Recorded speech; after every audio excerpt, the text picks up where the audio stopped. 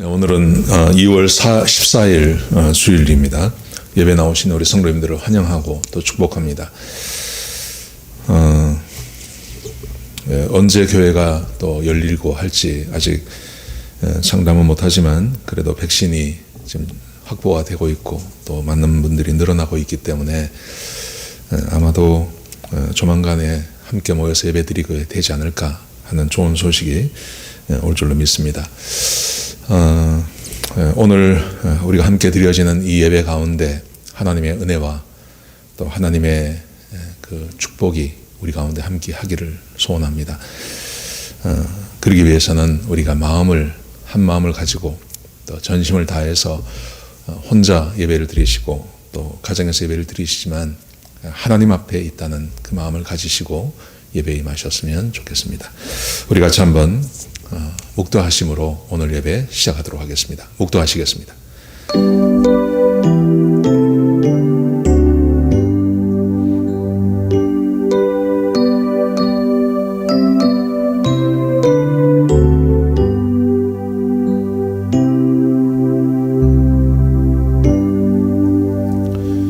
하나님, 주의 백성들이 하나님 앞에 나와서 예배드립니다. 아버지 하나님, 우리가 처한 곳에서 하나님께 예배드립니다. 아버지 하나님, 그러지만 우리가 있는 이곳에 하나님께서 함께 계셔 주신 줄로 믿습니다. 하나님, 마음을 다하고 정성을 다해서 하나님을 바라보고 주님을 찾기를 원하는 우리 성도들을 만나 주시고 그들과 함께 계셔 주시고 예배를 받아 주시고 축복과 은혜를 더하여 주시옵소서. 하나님, 예배를 시작합니다. 끝나는 시간까지 악한 원수마귀 일절 틈타지 못하게 하시고 주님 홀로 영광 받으시는 복된 예배가 되게 인도하여 주옵소서. 주님 감사합니다. 예수님의 귀하신 이름으로 간절히 기도드렸습니다. 아멘. 우리 찬송가 같이 하시겠습니다. 찬송가 16장입니다.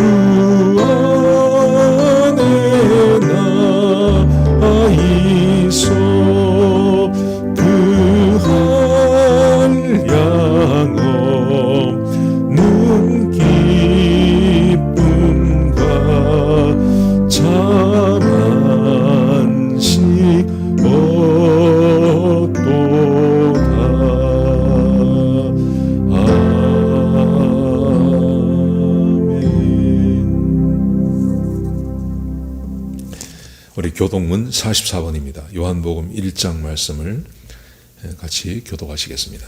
제가 한 절 읽고 여러분들이 한 절 읽고 해서 한 절씩 교독하시겠습니다. 태초에 말씀이 계시니라. 이 말씀이 하나님과 함께 계셨으니 이 말씀은 곧 하나님이시라. 그가 태초에 하나님과 함께 계셨고 만물이 그로 말미암아 지은 바 되었으니 지은 것이 하나도 그가 없이는 된 것이 없느니라. 그 안에 생명이 있었으니 이 생명은 사람들의 빛이라. 빛이 어두움에 비추되 어두움이 깨닫지 못하더라. 참 빛 곧 세상에 와서 각 사람에게 비추는 빛이 있었나니 그가 세상에 계셨으며 세상은 그로 말미암아 지은 바 되었으되 세상이 그를 알지 못하였고 자기 땅에 오매 자기 백성이 영접지 아니하였으나 영접하는 자 곧 그 이름을 믿는 자들에게는 하나님의 자녀가 되는 권세를 주셨으니 이는 혈통으로나 육종으로나 사람의 뜻으로 나지 아니하고 오직 하나님께로서 난 자들이니라.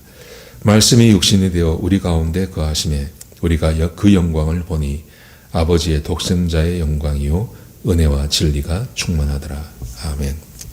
우리 공동기도 제목으로 기도하는 시간 갖도록 하겠습니다. 소리내어서 기도하시기 바랍니다. 홍석화 집사의 암을 치료해 주십시오. 배옥준 집사의 뇌졸중을 치료해 주십시오. 언해가 회복되고 오른쪽 팔다리에 힘이 생겨나도록 해주십시오. 곽한나 집사의 허리를 치료해 주십시오. 고나다 집사가 다시 걷도록 해주십시오. 최영승 형제의 어머니의 암을 치료해 주십시오. 김태남 집사를 회복시켜 주십시오. 오기선 어린이가 회복이 잘 되게 해주십시오. 강봉 장로의 임파선암을 치료해 주십시오. 우한 폐렴으로부터 우리를 지켜주십시오. 예수님의 이름으로 기도합니다. 아멘. 구본준 집사님 나오셔서 기도 인도해 주시겠습니다. 우리의 선한 삶을 통해 세상의 빛과 소금의 역할을 하길 원하시는 하나님, 또 그것을 통해 천국의 삶뿐만 아니라 이 세상의 삶에서도 한없는 복을 주시길 약속하신 하나님의 이름을 찬양합니다. 이 시간 주님의 이름을 찬양하고 주의 말씀을 듣기 원하여 예배하오니 저희의 경배와 찬양을 받아주시옵소서. 일상의 삶이 얼마나 소중한 것임을, 함께 모여 예배하고 찬양함이 얼마나 축복된 삶인지를 이번 팬데믹을 통해 깨닫게 해주신 시간이 어느덧 1년이 다 되어 갑니다. 어려운 상황 가운데서도 주님의 은혜로 건강하게 하시고 많은 기도의 응답을 주시고 하나님과 말씀을 통해 더욱 가깝게 해주신 은혜와 사랑에 감사를 드립니다. 하나님, 올해는 팬데믹을 멈추어 주셔서 우리의 평범하지만 은혜로운 삶을 다시 살아갈 수 있는 축복을 주시옵소서. 우리의 허물과 죄를 용서하여 주시옵소서. 그리스도인답지 않게 살았던 우리의 삶을 회개합니다. 말과 생각으로 범한 죄들, 위선과 교만, 하나님보다 더 의지했던 것들, 그리고 도움이 필요한 손길들을 외면했습니다. 주님께만 영광 돌리지 못하고 나를 나타내는 죄를 범하였습니다. 이 시간 진실되게 자신의 죄인된 모습을 발견할 수 있게 하여 주시고 참회할 수 있게 하셔서 오늘 드리는 이 예배가 주님께 거룩한 산제사의 예배 될 수 있게 하시옵소서. 저희 교회와 리버사이드 지역과 전 세계, 특히 바이러스로 인해 심각하게 고통받고 있는 나라까지 하나님의 자비가 임하시길 간절히 바라옵나이다. 해외에서 복음을 전하시는 선교사님들을 기억하시고 그들의 필요를 채우시며 안전을 보장하여 주시되 특별히 김상덕 집사님과 사모님의 건강과 사역을 주님이 지켜주시옵소서. 사랑하는 최성광 담임 목사님 네 분과 모든 사역자님들을 축복하셔서 건강을 주시고 교회를 인도하시기에 필요한 더 큰 영역과 사랑을 허락해 주시옵소서. 교회의 공동기도 제목에 응답해 주셔서 병과 아픔으로 고통받는 교우들을 치료해 주시옵소서. 특별히 혼수 상태에 계시는 김태남 집사님과 가족들을 위로해 주시고 하나님의 선한 뜻대로 인도하여 주시옵소서. 우리의 미래인 교육부를 축복해 주시고 영적으로 침체되지 않게 하시며 그들과 함께 동행해 주시옵소서. 교회의 재정을 지키시고 어려운 가운데 기쁜 마음으로 헌금하신 모든 성도님들을 재정적으로 풍족히 채워 주시옵소서. 연로하신 아브라함과 소망의 부모님들을 지켜주시고 백신을 차질 없이 맞을 수 있게 도와주시고 특별히 저희 교회에 기도의 불꽃들이 되게 해 주시옵소서. 오늘도 말씀을 대언하시는 목사님을 위해서 기도합니다. 늘 수고하시고 헌신하시는 목사님을 주님께서 친히 붙들어 주시며 성령께서 주시는 지혜를 더하여 목사님의 입술을 통하여 나오는 말씀이 우리의 심령과 골수를 찌르는 말씀이 되어 우리 모두가 그 말씀 앞에 은혜 받는 역사가 있게 하시옵소서. 이제는 예배의 시작 시간입니다. 예배를 성령님께 의탁하오며 빛 대신 우리 주 예수 그리스도의 이름으로 간절히 기도드리옵나이다. 아멘. 광고 말씀드리겠습니다. 주일 예배, 수요 예배, 새벽 예배 많이 참석해 주셔서 감사드립니다. 2월도 그렇게 온라인으로 예배를 드려야 될 것 같습니다. 헌금 많이 동참해 주셔서 감사합니다. 힘들고 어려우실 텐데 정성을 다해서 이렇게 마음껏 이렇게 해 주셔서 감사드립니다. 헌금자 명단 확인해 보십시오. 1월 31일부터 2월 6일까지 교회에 도착한 헌금입니다. 확인해 보시고 혹시 착오가 있으시면 교회로 연락 주시기 바랍니다. 세금 보고 필요하신 분들 교회로 연락 주시면 준비해 놓겠습니다. 우리 김태남 집사님이 병원에 계시다가 호마 상태가 되시고 하셔서 더 이상 병원에서 할 게 없어서 어제 집으로 돌아오셨습니다. 집으로 돌아오셔서 지금 가정에서 돌보고 계십니다. 위에서 좀 기도해 주시고 또 유가족 위해서 기도해 주시기 바랍니다. 우리 하나님 말씀 같이 한번 보시겠습니다. 사무엘하 15장입니다. 사무엘하 15장입니다. 전체를 보실 텐데요. 우리가 함께 읽을 말씀은 24절부터 26절까지만 같이 읽겠습니다. 24절부터 26절까지입니다. 보라, 사독과 그와 함께한 모든 레위 사람도 하나님의 언약궤를 메어다가 하나님의 궤를 내려놓고 아비아달도 올라와서 모든 백성이 성에서 나오기를 기다리도다. 왕이 사독에게 이르되 보라, 하나님의 궤를 성읍으로 도로 메어가라. 만일 내가 여호와 앞에서 은혜를 입으면 도로 나를 인도하사 내게 그 궤와 그 계신 데를 보이시리라. 그러나 그가 이와 같이 말씀하시기를 내가 너를 기뻐하지 아니한다 하시면 종이 여기사오니 선히 여기시는 대로 내게 행하시옵소서 하리라. 아멘. 사람은 살아가는 방법이 다양하다고 저는 생각합니다. 그렇지만 모든 사람에게 공통적으로 있는 것은 사람의 능력이 제한적이라는 것이죠. 사람은 아주 제한적으로 능력을 가질 수밖에 없습니다. 그래서 사람은 언제나 무언가를 의지하며 살 수밖에 없습니다. 저는 사람이 의지하는 게 굉장히 많지만 전 세계 모든 인류가 의지하는 것은 딱 두 종류라고 생각합니다. 첫 번째는 하나님이십니다. 하나님을 의지하는 사람이 있습니다. 그리고 또 한 무리의 사람들은 하나님 외에 다른 것을 의지하고 사는 것입니다. 하나님을 의지하거나 아니면 하나님 외에 다른 것을 의지하는 사람, 이게 전 인류가 선택하는 의지하는 것이라고 저는 생각합니다. 그런데 하나님 외에 다른 것을 의지하는 것 중에 대표적인 것이 있습니다. 그게 저는 사람이라고 생각합니다. 왜냐하면 사람은 하나님의 형상을 가지고 태어났기 때문에 하나님과 비슷한 능력을 가진 유일한 존재입니다. 그래서 사람에게서 지혜가 나오고 사람에게서 힘이 나오고 사람에게서 권세가 나오고 사람에게서 돈이 나옵니다. 그래서 사람들은 하나님을 믿거나 아니면 하나님 외에 다른 것, 대표적인 것이 사람을 믿고 살게 되는 것이죠. 오늘 본문의 말씀해 보시면 대표적인 두 사람이 등장합니다. 압살롬과 다윗입니다. 압살롬과 다윗의 삶을 이 15장을 쭉 읽어보시면 압살롬은 대표적으로 하나님이 아닌 사람을 의지하고 삽니다. 사람에게서 지혜가 나오고 사람에게서 권세가 나오고 사람에게서 힘이 나오기 때문에 압살롬은 철저하게 사람을 믿고 의지하고 살아갑니다. 그런데 다윗은 사람이 아닌 하나님을 믿고 의지하고 살아갑니다. 물론 압살롬의 삶이라는 것이 하나님의 도구로 지금 쓰임받고 있는 것입니다. 하나님께서 다윗을 징계하시기 위한 그 도구로 압살롬을 사용하십니다. 그런데 압살롬을 사용하실 때 압살롬의 성향을 사용하시는 것이죠.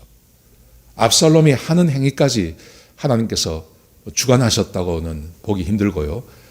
압살롬의 성향을 사용하시는데 이 압살롬의 성향이 철저하게 이는 사람을 의지하고 사는 것입니다.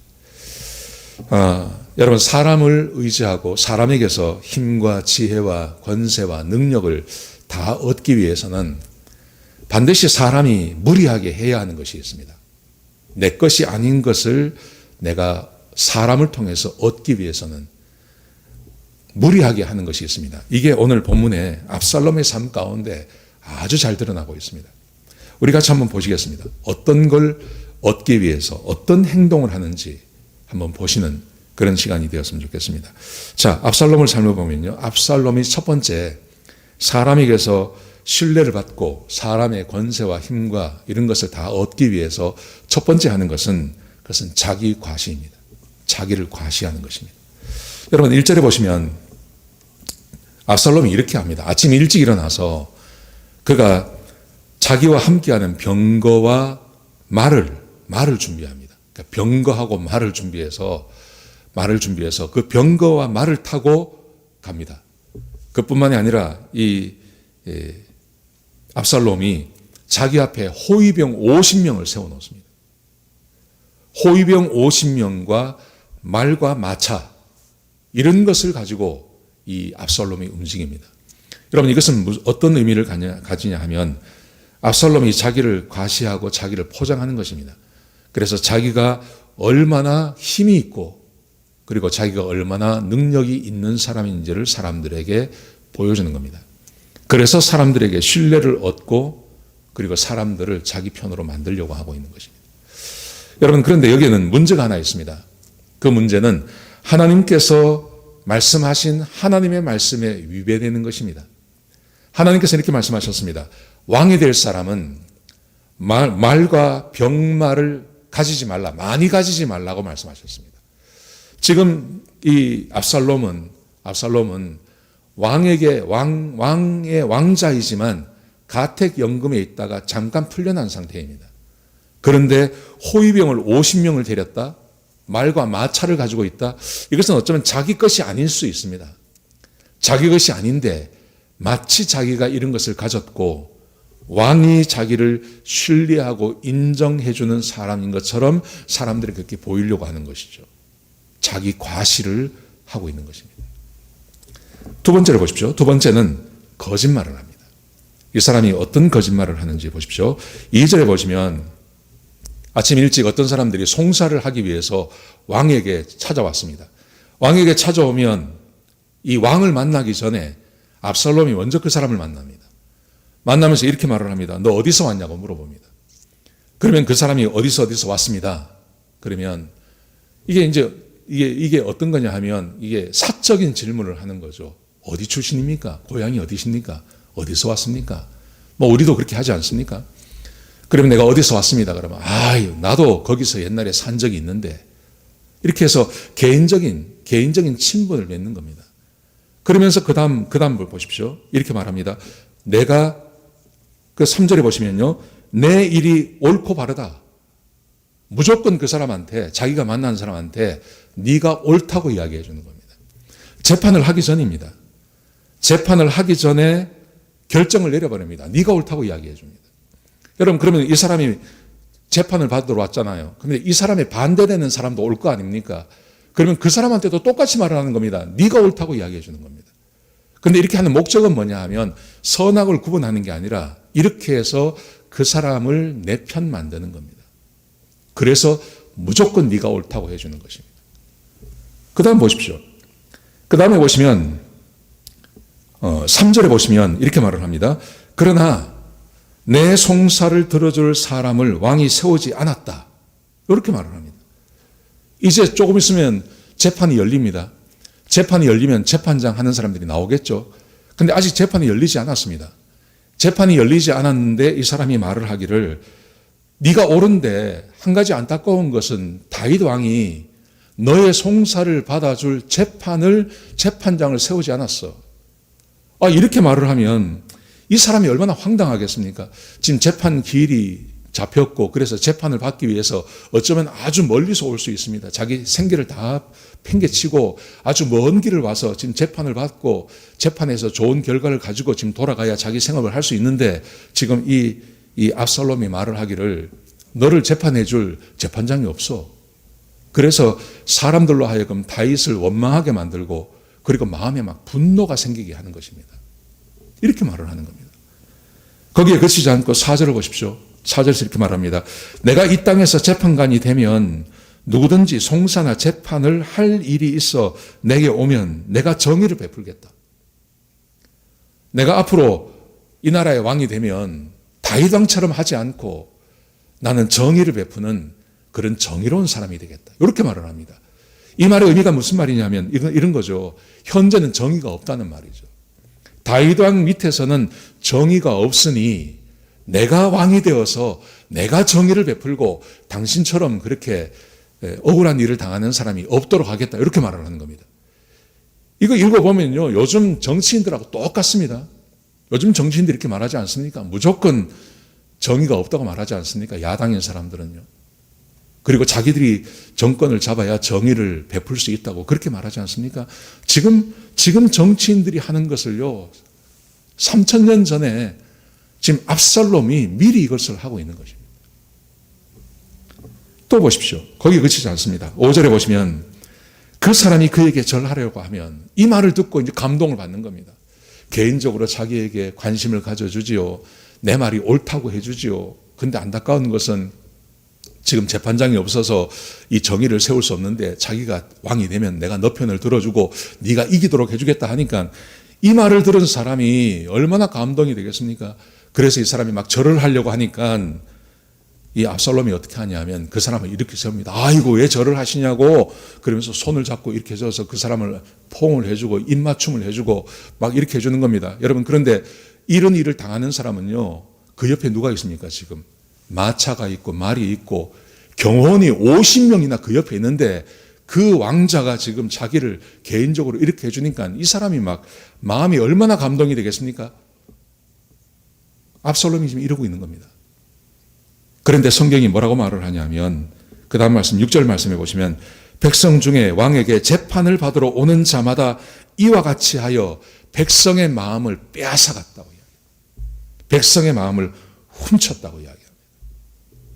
여러분 이 일을 몇 년을 하냐 하면 이 일을 4년을 합니다. 4년 동안 이 일을 하고 있는 겁니다. 여러분 그래서 백성의 마음을 다 빼앗아가는 거죠. 그리고 이 압살롬의 인기가 얼마나 올라가겠습니까? 여러분 그런데 한 가지 문제가 있습니다. 그 문제가 어떤 거냐 하면 하나님의 말씀에 위배가 되는 겁니다. 하나님께서 신명기나 아니면 잠언의 말씀에 보시면 재판관들이 어떻게 해야 되는지에 대한 말씀이 나오십니다. 하나님께서 재판을 잘 해야 된다고 재판장이 참으로 중요하다고 하나님께서 얼마나 많은 말씀을 하시는지 모릅니다. 하나님께서 이렇게 말씀하십니다. 재판할 때 재판장이 사람의 낯을 보고 재판하면 안 된다 이렇게 말합니다. 사람의 낯을 보고 재판을 한다는 말의 의미는 내가 아는 사람이라고 잘 봐주고 고관이라고 잘 봐주고 이렇게 해서는 안 된다는 거죠. 공정하게 재판을 하라고 말합니다. 그런데 지금 압살롬은 그렇게 하지 않습니다. 이 말의 의미는 하나님의 말씀을 무시하고 있다는 것입니다. 거기다가 하나님께서 이렇게 말씀하십니다. 악인에게 옳다 하는 자는 저주를 받을 것이다. 죄를 지은 사람에게 죄가 없다고 말하는 것은 저주받는다고 이야기합니다. 그러면서 하나님께서 말씀하시기를 공의만을 행하라. 공의만을 행하라. 이렇게 말합니다. 여러분 우리 현실 정치에서도 사법부가 무너지면 나라가 망하는 겁니다. 사법부가 제대로 재판을 하지 않게 하기 시작하시고 하고 뭐 정치적으로 재판하기 시작하면요, 그 나라 망하는 겁니다. 그런데 지금 압살롬이 지금 이런 일을 하고 있습니다. 여러분, 이 사람이 왕이 될 수 있겠습니까? 이 사람이 왕이 될 수 있을까요? 이 사람이 왕이 되었을 때는 어떤 일이 벌어질까요? 그런데 사람의 마음, 압살롬은요, 사람이 중요하다고 생각하기 때문에 사람의 신뢰와 사람의 지지를 받기 위해서 지금 압살롬이 이런 짓을 하고 있는 것입니다. 거기서 그치지 않습니다. 이 사람은요, 여론 조작까지 합니다. 요즘 우리 세상에서 여론 조작하는 거 보지 않습니까? 근데 이 압살롬이 3000년 전에 여론을 조작해 버립니다. 어떻게 여론을 조작하는지 한번 보시기 바랍니다. 자, 7절에 보시면 이 압살롬이 다윗에게 거짓말을 하고 헤브론으로 갑니다. 헤브론에 가서 하나님께 제사를 드리겠다 그럽니다. 근데 헤브론으로 갑니다. 근데 이 헤브론에서 뭘 하냐 하면 거기서 반정을 일으킵니다. 헤브론이 어떤 곳이냐 하면 헤브론은 성지 같은 곳입니다. 헤브론에서 다윗이 왕이 되었습니다. 기름 부음을 받았습니다. 그러니까 이 압살롬이 헤브론으로 간다는 말은 무슨 말이냐 하면 왕이 되겠다는 말입니다. 다윗이 헤브론에서 기름 부음 받고 왕이 된 것처럼 하나님께서 자기를 기름 부으셔서 헤브론으로 부르셨다고 하는 그 의미를 갖는 것입니다. 거기다가 정치적인 문제도 있습니다. 헤브론은 예루살렘으로, 다윗이 예루살렘으로 수도를 옮기기 전에 이스라엘의 수도가 헤브론이었습니다. 그런데 다윗이 왕이 되면서 헤브론에서 예루살렘으로 그 수도를 옮겨버렸습니다. 그랬더니 헤브론의 그 주민들은 얼마나 반감이 있겠습니까? 불만이 많겠습니까? 거기에 압살롬이 와서 뭐라고 이야기하겠어요? 자기가 왕이 되면 아마도 예루살렘에서 헤브론으로 수도를 옮기겠다 말하면 그 헤브론 사람 전체가 자기 편이 되는 것입니다. 거기다가요, 10절에 말씀해 보시면 정탐꾼들을, 자기가 데리고 있는 정탐꾼들을 12지파에 있는 지파 족속들에게 다 보냅니다. 보내서 이렇게 말을 합니다. 만약에 나팔 소리가 들리면 헤브론에서 압살롬이 왕이 되었다고 소리를 지르라고 이야기합니다. 여러분, 이게 무슨 말이냐 하면요, 사실은 왕이 안 됐습니다, 거기서. 근데 그렇게 말을 하라고 이야기합니다. 전국에 퍼져가서 각 족속에게 들어가서 나팔 소리가 나면 헤브론에서 압살롬이 왕이 되었다고 막 사람들에게 소리를 지르면서 이 말을 하라는 것입니다. 그때는 요즘처럼 신문도 없고 방송도 없고 인터넷도 없으니까 사람들의 소문을 통해서 누가 왕이 되고 누가 폐위가 되고 이런 말을 알게 되는 것이죠. 그러니까 지금 이 압살롬이 지금 여론 조작하고 있는 겁니다. 거짓 여론을 일으키고 있는 것입니다. 거기에 그치지 않습니다. 거기서 그치지 않고 11절에 보시면 사람들을 속입니다. 헤브론으로 올라갈 때 자기 아버지에게 부탁을 해가지고 200명의 관리들과 함께 올라갑니다. 함께 200명의 예루살렘에 있는 200명의 그 관리들을 데리고 같이 헤브론으로 올라가는 겁니다. 여러분, 이게 무슨 말이냐 하면 예루살렘에 있는 고위 관리들 200명이 압살롬과 함께 헤브론으로 올라왔어요.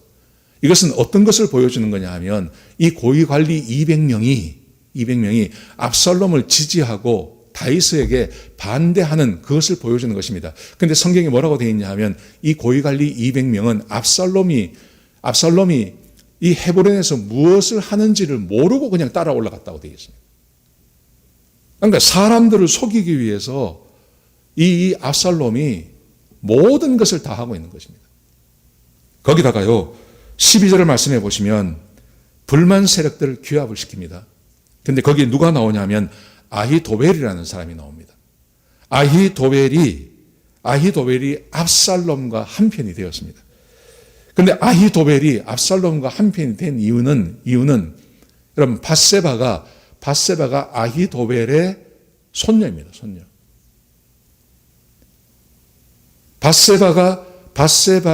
밧세바가 자기 남편, 그러니까 자기 손녀 사위죠. 손녀 사위 우리아가 죽임당하고 밧세바를 다윗이 데리고 사는 것을 아히도벨이 왜 모르겠습니까?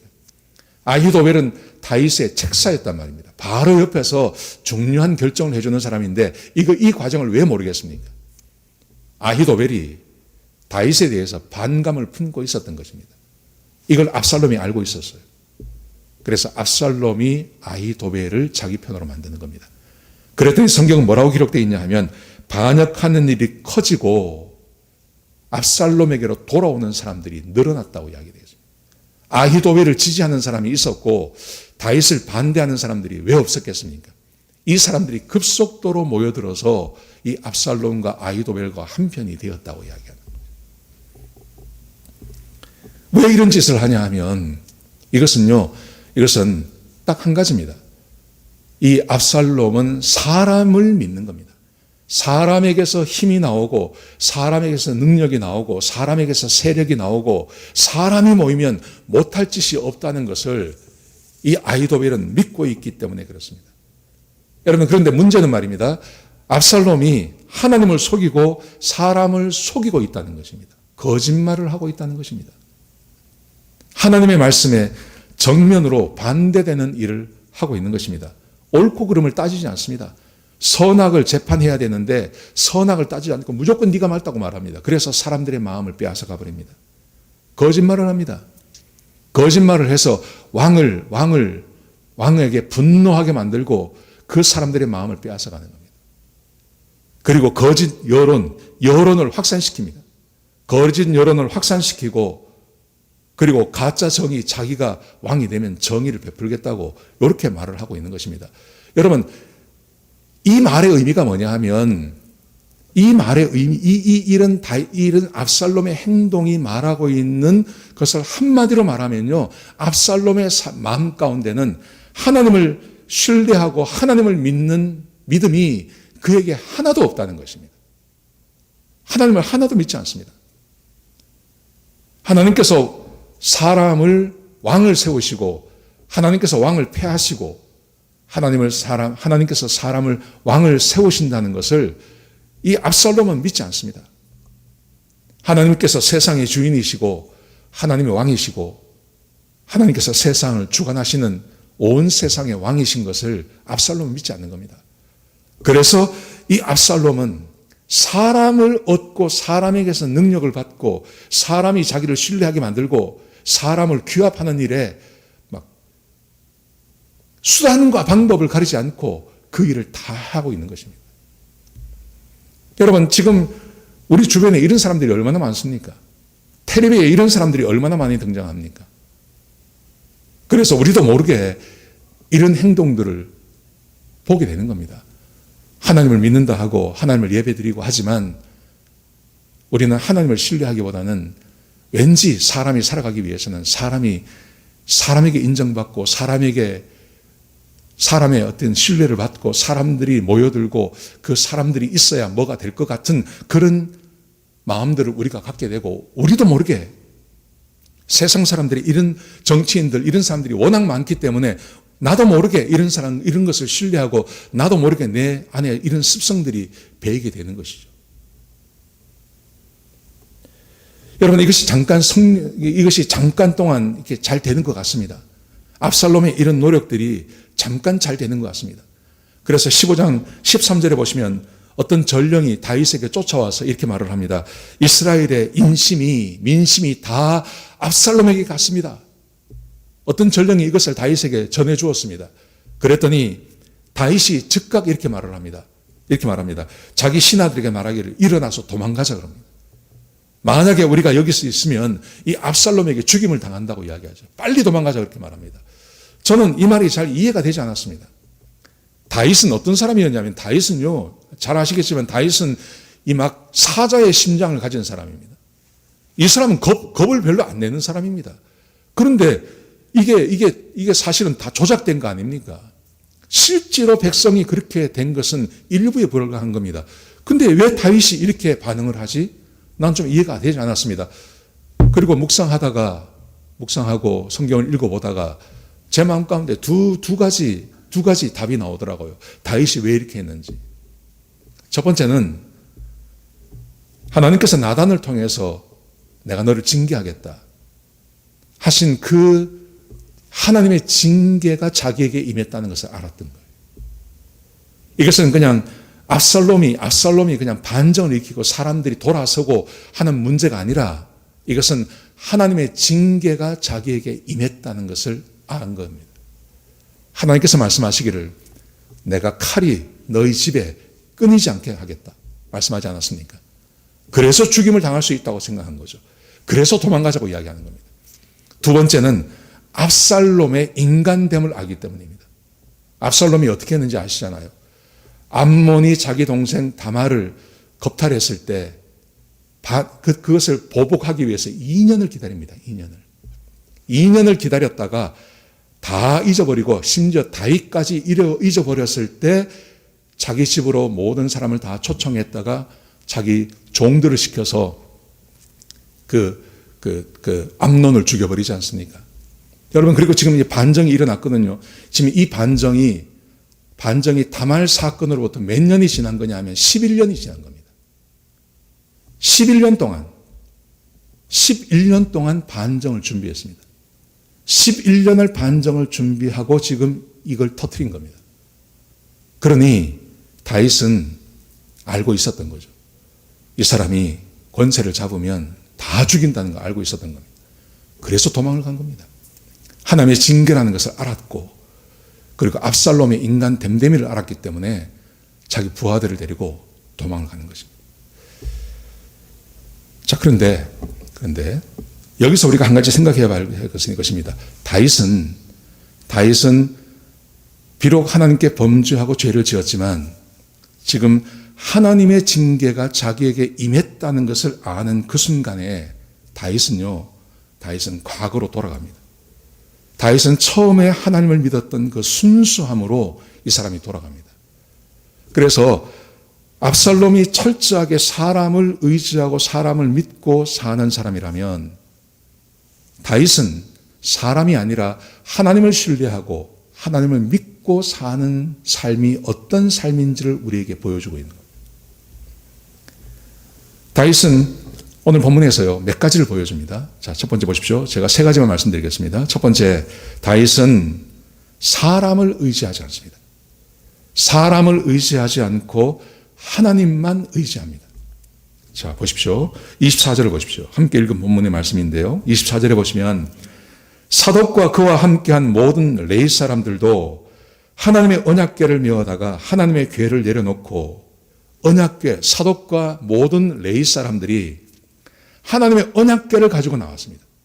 도망가자. 그러니까 그 도망가는 그 대열에 가장 먼저 합류한 사람들이 사독과 레위 사람들인데 이 사람들이 몸만 나온 게 아니라 하나님의 언약궤를 가지고 나왔습니다. 하나님의 언약궤를 가지고 나왔다는 말은 무슨 말이냐 하면 레위 사람들이 그리고 제사장이 다윗을 왕으로 인정한다는 것입니다. 하나님의 언약궤가 나왔다는 말은 하나님이 지금 누구와 함께 한다는 것을 백성들에게 가르쳐 주는 것입니다. 그래서 언약궤가 레위 사람들과 제사장과 그리고 언약궤가 다윗과 함께 한다는 것은 어떤 효과가 있냐 하면 하나님이 다윗을 버리지 않았고 하나님이 여전히 다윗을 왕으로 인정하시며 그리고 정통성이 다윗에게 있다는 것을 드러내는 것입니다. 이것은 굉장히 좋은 겁니다. 그래서 하나님의 언약궤와 궤가 다윗과 함께 있다는 소문이 전국으로 퍼져나가면 사람들이 일시적으로 압살롬이 왕이 되었습니다 라는 소문 때문에 술렁일 수 있지만 언약궤가 다윗과 함께합니다 라는 소문이 있으면요 이 반란이 진압될 수 있어요. 사람들이 압살롬을 더 이상 왕으로 인정하지 않고 여전히 다윗을 왕으로 인정할 수 있는 효과가 있는 거예요. 그런데 얼마나 좋은 겁니까? 근데 다윗이 어떻게 하는지 한번 보십시오. 25절을 보십시오. 왕이 사독에게 이르되 보라 하나님의 궤를 성읍으로 도로 메어가라. 다윗이 사람들이 자기를 왕으로 인정해 줄 수 있는 이 좋은 기회를 다윗이 거부하는 겁니다. 돌아가라고 이야기합니다. 얼마나 좋은 기회입니까?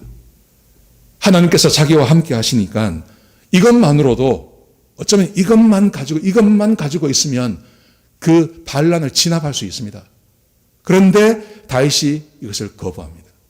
이것을 거부한다는 말의 의미는 뭐냐면 백성 전체, 사람이 자기 편이 되어서 사람들이 자기를 왕으로 인정해 주는 것을 원치 않는다는 거죠. 이것은 압살롬이 살았던 삶의 방식과 정반대입니다. 자기는 사람들이 자기를 왕으로 인정해 주는 것, 이거 거부하겠다는 거죠. 자, 그러면서 이렇게 말을 합니다. 자, 다윗의 고백을 한번 들어보십시오. 25절 하반절을 보시면 이렇게 기록되어 있습니다. 만일 내가 여호와 앞에서 은혜를 입으면 도로 나를 인도하사 내게 그 궤와 그 계신대를 보이시리라. 첫 번째, 다윗이 말하기를 만일 하나님께서 나에게 은혜를 베풀어 주신다면 그러면 내가 다시 돌아올 수 있을 거다. 궤를 볼 수 있고 그 계신 곳을 볼 수 있다는 말은 내가 왕으로 복귀할 거다 이 말입니다. 그런데 그게 하나님의 은혜라고 이야기합니다. 하나님께서 나에게 은혜를 베풀어 주신다면 나는 다시 돌아와서 왕이 될 수 있다. 두 번째 보십시오. 이렇게 말합니다. 그러나, 자, 보십시오. 26절에 보시면, 그러나 그가 이와 같이 말씀하시기를 내가 너를 기뻐하지 아니한다 하시면, 만약에 하나님께서 나에게 말씀하시기를 내가 너를 기뻐하지 아니한다. 이 징계로 인하여 너는 이제 끝났다. 왕에서 내려와야 되겠다. 라고 하나님께서 말씀하신다면, 자, 그 다음 말씀 보십시오. 종이 여기 있사오니 선히 여기시는 대로 내게 행하시옵소서 하리라. 그러면 나는 하나님께, 예, 하나님, 나는 왕의 자리에서 내려오겠습니다. 그리고 만약 나를 죽이신다면 내가 죽겠습니다. 하나님께 이렇게 말할 거라는 거예요. 법궤를 돌려보내는 이유가 그겁니다. 법궤가 함께하고 있다는 것은 사람들이 자기를 정통성을 인정해 준다는 말이죠. 근데 그거 필요 없다는 겁니다. 어떤 의미냐면 하나님께서 자기에게 은혜를 베풀어 주지 아니하시고 하나님께서 자기에게 자기를 왕으로 인정해 주지 아니하신다면 백성 전체가 자기에게 돌아온다 하더라도 자기는 왕이 못 된다는 걸 알고 있다는 거예요. 사람이 아무리 애를 써도 백성 전체 이스라엘 백성들이 내 편이 된다 하더라도 하나님께서 자기를 왕으로 인정하지 아니하시면 자기는 왕이 될 수 없다는 것을 알고 있다는 거예요. 여러분, 이것이 다윗의 믿음입니다. 이게 다윗의 고백입니다. 다윗의 이 고백이 얼마나 눈물 나도록 감동적인지 모릅니다. 우리는 사람이 우리 곁을 떠나는 것에 대해서 얼마나 무서워합니까? 내 친구 몇 명이 갑자기 나를 싫어하고 나를 돌려놓으면 얼마나 그게 힘들어하고 어려워합니까?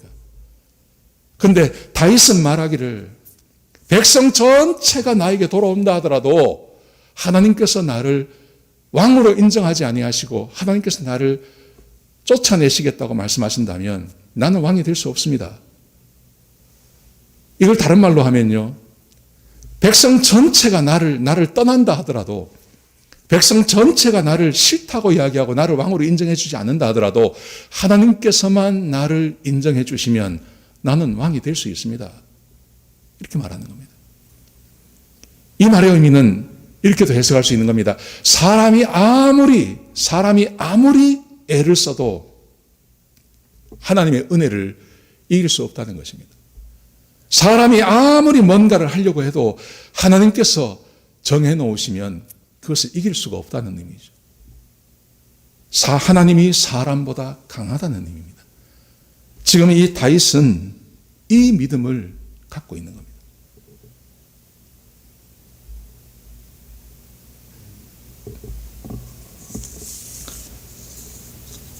이게 첫 번째 다윗의 마음입니다. 두 번째를 보십시오. 두 번째는요, 사람을 의식하지 않아요. 사람을 의식하지 않습니다. 자, 30절을 보십시오. 30절에 보시면 다윗이 회개하는 모습이 나옵니다. 다윗의 회개가 나오는데 이 회개는 사람을 의식하지 않는 회개입니다. 자, 보세요.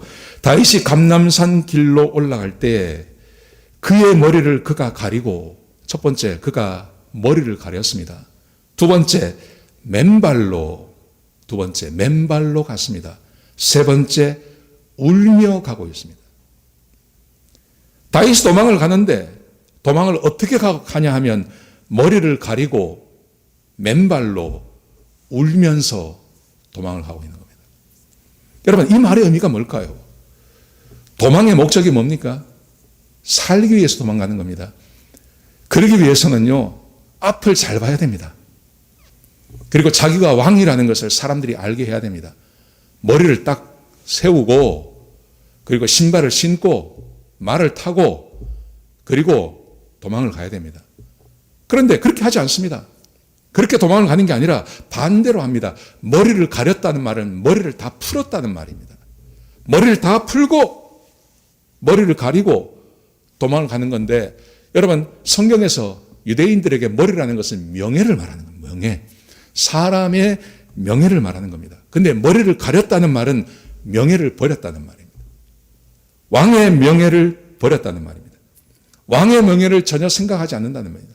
머리를 가리웠다는 말은 무슨 말이냐 하면 자기가 하나님께 지금 징계를 받고 있는 죄인이라는 것을 드러내는 것입니다. 도망을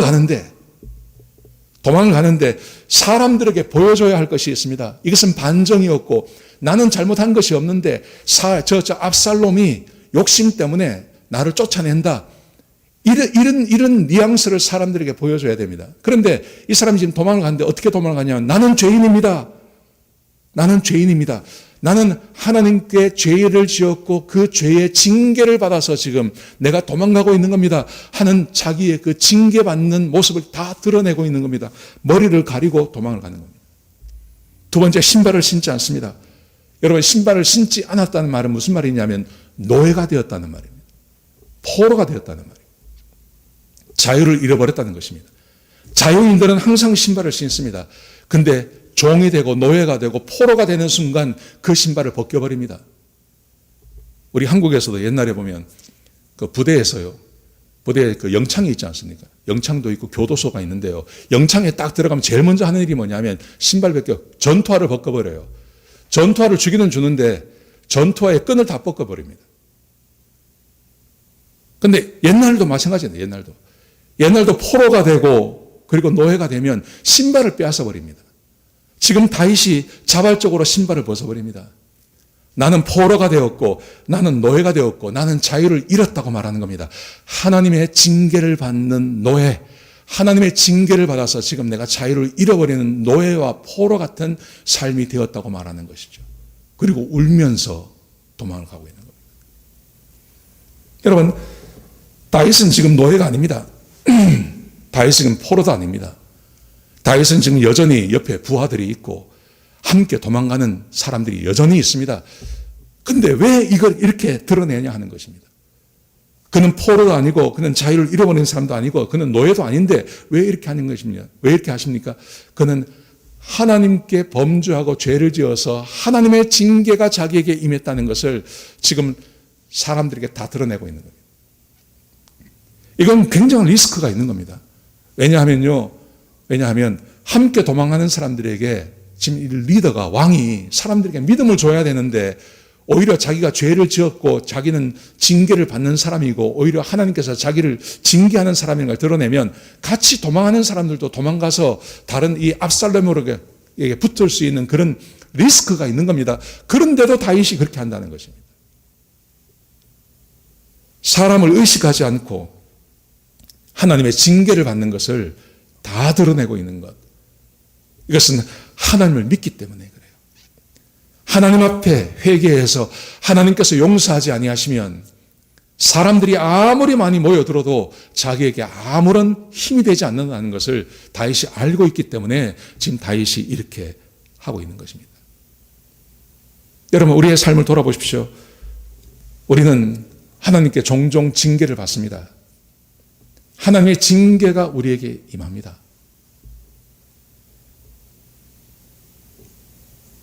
근데 우리는 교회도 그렇고 요즘 교회가 가르치는 것도 그렇고 또 우리가 스스로 생각하기도 우리는 이렇게 생각합니다. 하나님의 징계가 아니라고 말합니다.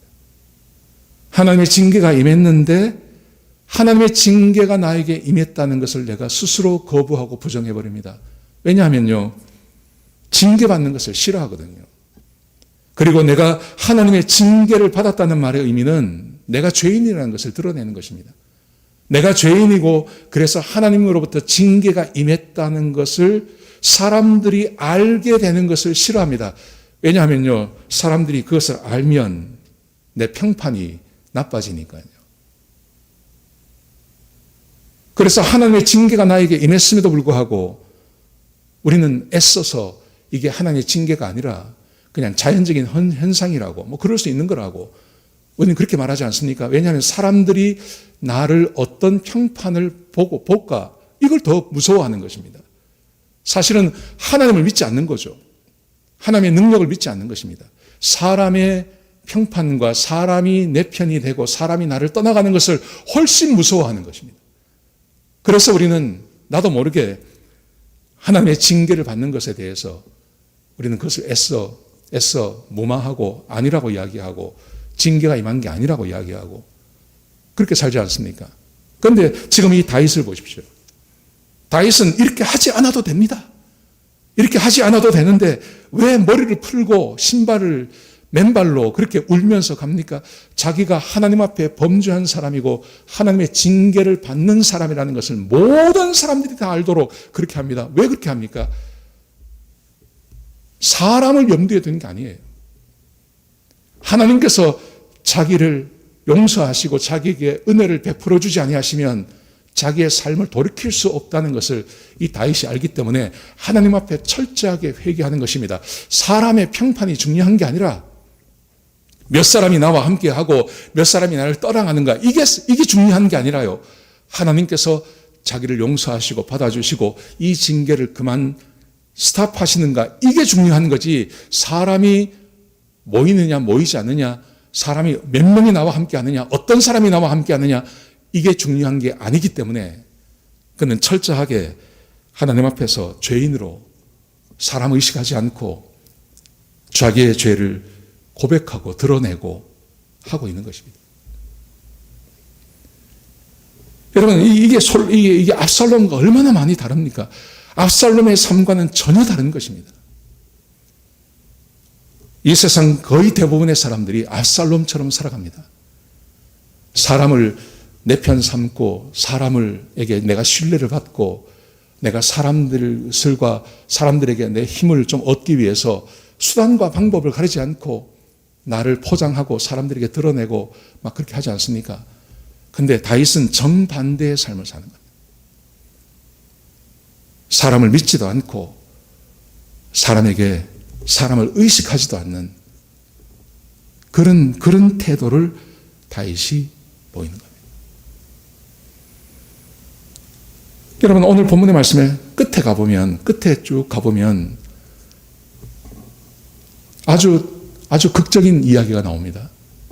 극적인 이야기가 나오는데 그게 어떤 거냐면 다윗이 하나님 앞에 기도를 드리는 겁니다. 이런 기도를 드립니다. 어떤 사람이 다윗에게 와서 31절에 보시면 어떤 사람이 다윗에게 와서 한 보고를 했습니다. 그 보고가 어떤 거냐면 압살롬과 함께 모바단 사람들 가운데 아히도벨이 있습니다. 이렇게 말을 했습니다. 아히도벨이 압살롬의 편이 되었습니다. 이 말을 딱 들었습니다. 그러자 그 다음 말씀해 보시면 이렇게 합니다. 다윗이 이르되 여호와여 원하옵건대 아히도벨의 모략을 어리석게 하옵소서 하니라. 여러분, 우리가 지금 12장에서 그 징계가 임하죠. 그에게 징계를 말씀하십니다. 13장, 14장, 지금 15장에 와 있습니다. 13장과 14장을 거쳐서 15장에 오는데 13장, 14장, 15장의 그 길이가 얼마냐면 11년입니다. 11년. 근데 그 11년의 사건이 얼마나 많이 있었습니까? 암논의 사건이 있고 압살롬이 도망을 가고 압살롬을 다시 데리고 와서 집에서 머물게 하고 그리고 15장에 와서는 4년 동안이나 압살롬이 별짓을 다 하지 않습니까? 여러분, 그런데 다윗이 단 한 번도 기도를 하지 않아요. 다윗의 기도의 장면이 나오지 않습니다. 근데 참으로 놀라운 것은 다윗이 자기에게 징계가 임했다는 것을 알고 그리고 그가 철저하게 하나님 앞에 딱 섭니다. 그리고 하나님 앞에 서서 그가 사람 믿지 않고 하나님 믿고 사람 의식하지 않고 하나님께 은혜를 구하는 그 태도를 보입니다. 그리고 드디어 이 기도의 사람 다윗이 수년 동안 잃어버렸던 그 기도를 회복합니다. 그리고 자기에게 위기가 임했다는 소식을 들었을 때 그가 하나님 앞에 기도합니다. 아주 간단한 기도죠. 하나님, 아히도벨을 어리석게 하옵소서. 이 기도를 합니다. 이 기도의 결과가 어떻게 되었을까요?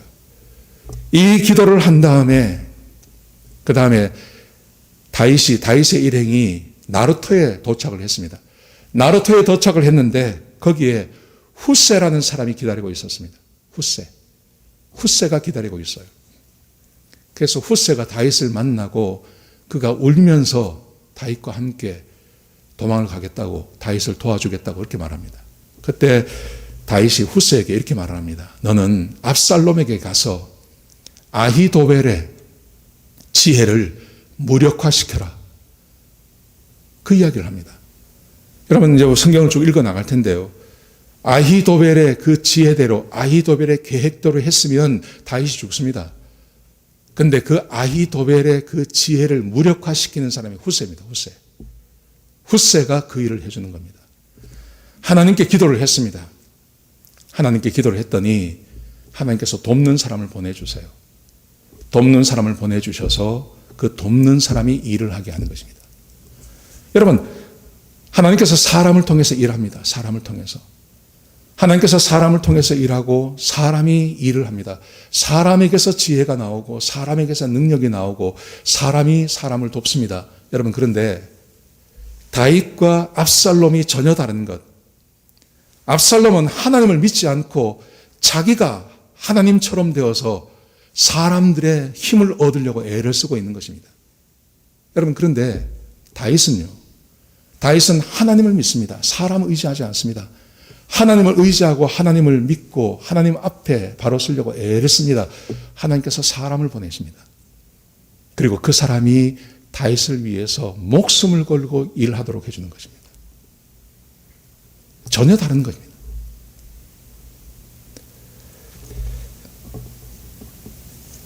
우리의 성향과 우리의 어떤 삶의 모습은 우리는 압살롬하고 비슷합니다. 내가 이걸 읽어봐도요, 제가 읽어봐도 난 다윗 같지가 않아요.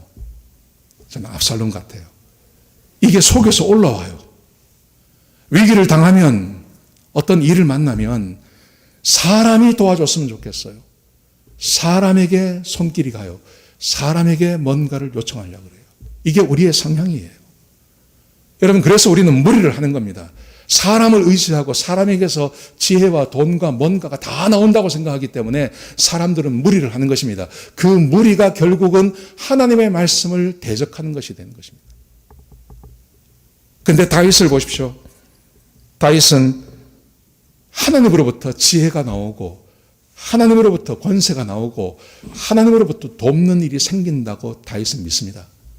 하나님이 사람보다 훨씬 강하다고 믿습니다. 심지어 백성 전체가 자기 편이 된다 하더라도 하나님이 자기 편 아니면 안 된다는 것을 다윗은 알고 있었습니다. 그래서 사람 의식하지 않고 사람 의지하지 않고 하나님 편에 서서 살아가고 있는 겁니다. 사랑하는 성도 여러분, 우리가 어떻게 살아야 되겠습니까? 지금 우리에게는 어떤 사람에게는 큰 위기가 될 수 있고요. 우리 모두에게는 위기가 될 수 있는 이런 상황에서 어떻게 살아야 되겠습니까? 저는 다윗의 길이 우리의 길이 되었으면 좋겠습니다. 하나님을 의지해야 됩니다. 하나님을 의식해야 됩니다. 우리는 지금 위기 가운데 와 있습니다. 그래서 사람 의식하지 말고 사람 의지하지 말고 회개할 것이 있으면 하나님 앞에 회개해야 됩니다. 통회할 것이 있으면 하나님 앞에 통회해야 됩니다. 이게 하나님의 징계라고 생각한다면 이게 하나님의 징계라고 이야기해야 됩니다. 이게 내 죄 때문이라고 라는 생각이 드시면 이게 내 죄 때문에 이런 징계가 우리 가정에 임하고 나에게 임하고 우리에게 임했다고 하나님 앞에 고백해야 됩니다. 사람 의식에서 사람들이 알까봐 겁이 나서 회개하는 것을 중단하면 안 됩니다. 사람들이 알고 사람들에게 평판이 나빠질까봐 이 징계가 하나님의 징계인데 이걸 하나님의 징계가 아니라고 이야기하면 안 됩니다. 하나님의 징계라고 이야기를 해야 됩니다. 회개해야 됩니다.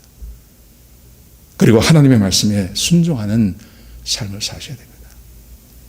하나님이 더 강하십니다. 하나님이 사람보다 훨씬 강하십니다. 전 인류가 못하는 일을 하나님은 하십니다. 그 하나님을 의식하고 하나님의 강함을 인정하고 살아가시는 이 위기를 넘기시는 저와 여러분 되시길 주의 이름으로 축복합니다. 기도하시겠습니다. 아버지 하나님, 주의 사랑하는 백성들이 하나님 앞에 나왔습니다. 아버지 하나님, 세상이 사람을 의지합니다. 세상이 사람에게 힘이 있음을 매일같이 텔레비로 보여주고 있습니다. 그리고 사람을 의지하고 사람을 이용하고 사람에게 신뢰를 얻는 사람들이 높은 관직을 얻고 힘을 얻는 것을 텔레비가 보여주고 있습니다. 하나님, 그러나 우리는 다윗의 길을 가기를 소원합니다. 다윗처럼 살기를 소원합니다. 하나님, 사람에게 힘을 얻으려고 하지 않게 하시고 모든 지혜의 근원이 하나님이신 것을 고백하고 하나님으로부터 힘과 능력과 하나님의 권세와 우리의 필요한 모든 것들이 하나님께로부터 오는 것을 고백하게 하시고 그래서 하나님을 신뢰하고 하나님을 믿는 하나님의 백성들이 되게 축복하여 주옵소서. 사람 의식하지 않고 살도록 역사하여 주시옵소서. 주님 감사합니다. 예수님의 귀하신 이름으로 간절히 기도드렸습니다. 아멘. 우리 찬송하시겠습니다. 나의 갈 길 다 가도록 우리 찬송하시겠습니다. 준비하신 대로 하나님 앞에 헌금하시기 바랍니다.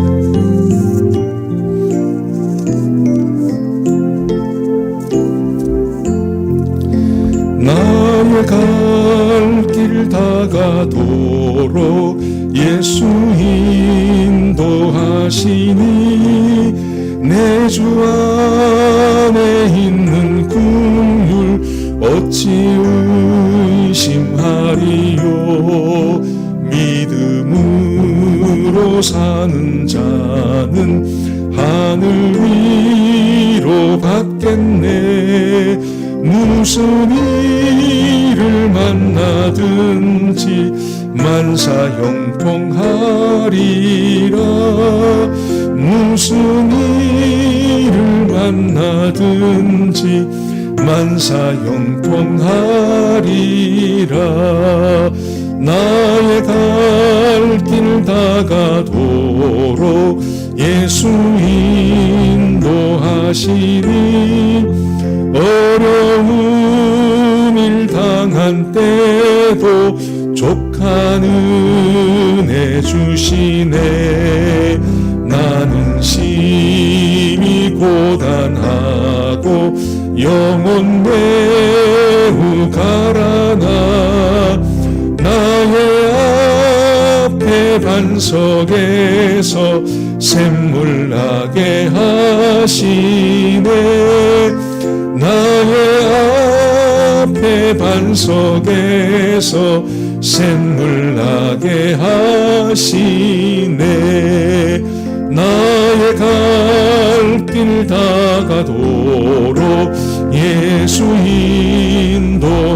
인도하시니 그의 사랑 어찌 큰지 말로 할 수 없도다.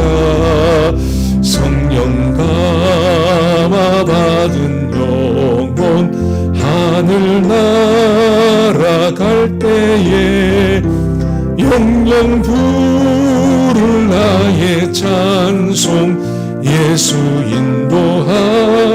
인도하셨네.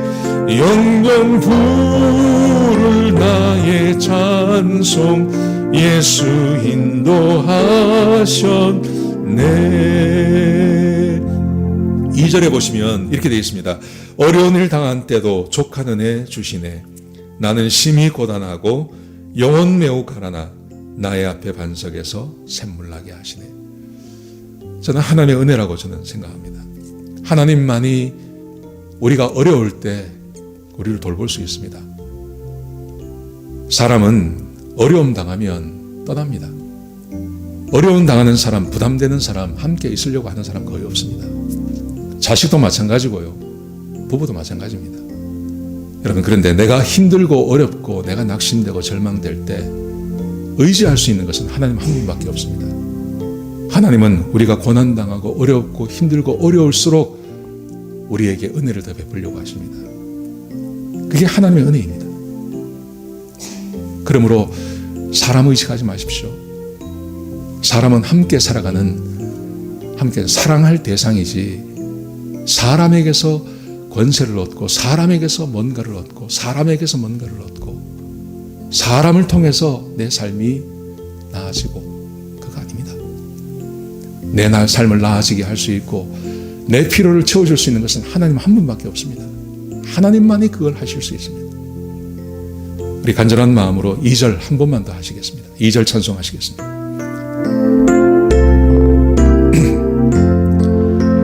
나의 갈 길 다가도록 예수 인도하시니 어려운 일 당한 때도 족한 은혜 주시네.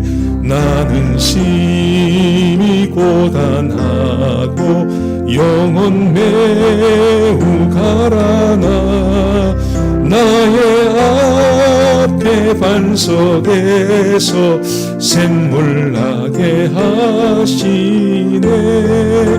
나의 앞에 반석에서 샘물 나게 하시네. 기도하시겠습니다. 하나님, 주의 백성을 축복합니다. 하나님의 백성들을 축복합니다. 아버지 하나님, 이 세상에 살아가면서 하나님만 의지하고 사는 그런 참된 믿음을 허락하여 주옵소서. 하나님 외에 다른 것을 믿지 않게 하시고 사람으로부터 내 필요를 채우려고 하지 않는 그런 믿음과 은혜를 더하여 주옵소서.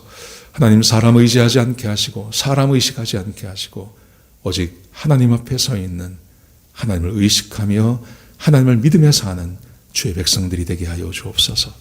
이제는 우리 주 예수 그리스도의 그 크신 은혜와 우리 아버지 하나님의 그 크신 사랑과 은혜와 축복이 오늘 말씀을 듣고 사람 의지하지 않고 하나님만 의지하며 하나님 앞에 나가 하나님과 동행하기로 다짐하는 주의 백성들 머리 위에 지금부터 영원까지 함께 하시옵기를 우리 주 예수 그리스도의 이름으로 간절히 축복하며 기도드렸습니다. 아멘.